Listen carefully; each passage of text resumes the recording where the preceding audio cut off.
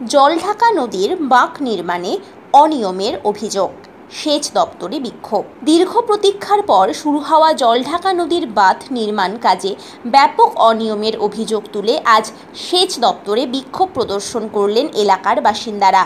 স্মারকলিপি প্রদান করে তারা দাবি করেছেন, নিম্নমানের সামগ্রী ব্যবহার করে তৈরি করা হচ্ছে বাঁধ, যা ভবিষ্যতে বন্যার ঝুঁকি বাড়িয়ে তুলতে পারে। বছরের পর বছর আন্দোলন সংগ্রামের মাধ্যমে অবশেষে বাঁধ নির্মাণ কাজ শুরু হলেও কাজের মান নিয়ে উদ্বেগ প্রকাশ করেছে স্থানীয়রা। তাদের অভিযোগ, নির্মাণ সামগ্রীর মান নিম্নমানের, এছাড়াও নির্মাণ কাজে ব্যাপক অনিয়ম চলছে বলে অভিযোগ তোলা হয়েছে। স্থানীয়দের দাবি, দ্রুত পদক্ষেপ নিয়ে নির্মাণ কাজের মান নিশ্চিত করা হোক এবং অনিয়মের বিরুদ্ধে ব্যবস্থা নেওয়া হোক। News bureau, Jalpaiguri. কোথায় এসেছেন, কি কারণে আপনারা কারা? আমরা এসেছি সেচ দপ্তরে জলপাইগুড়ি। তো আমাদের যেটা উদ্দেশ্য আর কি, আমাদের জলঢাকা নদী নিয়ে দীর্ঘদিনের একটা অভিযোগ ছিল যে সেখানে একটা পারবাদ করা হোক।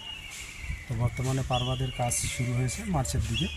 শুরু করার পরে অনিয়ম করতেছে, যেখানে মেটেরিয়ালসগুলো একটা মেজারমেন্ট ছিল, সাইজ ছিল যে ন্যূনতম 10 কেজি থাকবে, সেখানে সবচেয়ে ছোটো ছোটো বোল্ডার ফেলে ওনারা কাজ করার চেষ্টা করতেছে।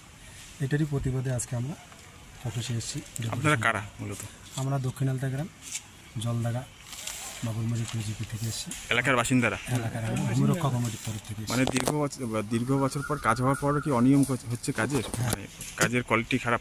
কোয়ালিটি মানে ওই এখন তো কাজ শুরু হয়েছে, মাত্র বোল্ডার পড়া শুরু হয়েছে, তো বোল্ডারের কোয়ালিটি ভালো না, নিম্নমানের কাজ। আপনারা কি কাজ বন্ধ করে দিবেন না কি বলছেন?